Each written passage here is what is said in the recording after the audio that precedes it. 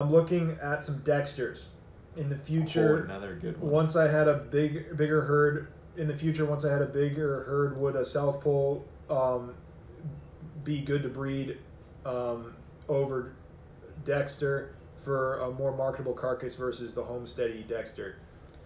Yes. Yes. South Pole is, you can pretty much bet that unless you're like way up north, that a South Pole is a good breed to mix with any breed that you have. Yeah, like you said, really the only thing is cold temperatures. And some South Poles have a lot of hair and do fine because they've got Red Angus and Hereford in them, that they have enough hair to do it.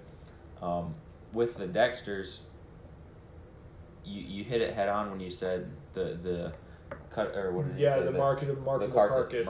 Carcass. That's what you really run into with the Dexters, is if you go to sell it at the sale barn or whatever, you're not going to get hardly anything for it, because it's for people who aren't abnormal. Familiar, it's incredibly short. Yeah, they're incredibly small, which means they're really easy keeping and really efficient on grass. Yeah, they are so much more efficient than even like South Poles, really. Just because it's a smaller animal. And so, like, sheep are way more efficient than cattle. That's because they're smaller animals. Same way with like the Dexter. Which Dexters aren't as small as sheep, but the Dexters are about this big.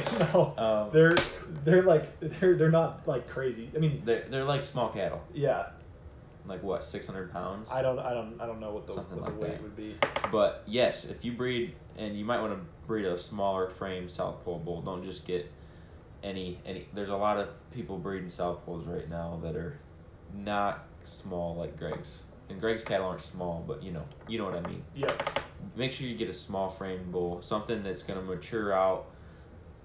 Ideally, for your situation, right at like 1,000 pounds is probably as heavy as I'd want to go. Maybe 1,100. South Pole are pretty easy calvers. You got a great question. Yeah, they're pretty easy calvers. Greg was telling us the story of a guy that got some Dexters and bred a small framed Charolais bull to the Dexters. People who aren't familiar with Charolais is like the biggest boned animal you can imagine. And he calved, like, he did fine. He only had to pull like one calf or something. And the thing of it is he took those Dexters that you wouldn't, he bought these Dexters for really cheap.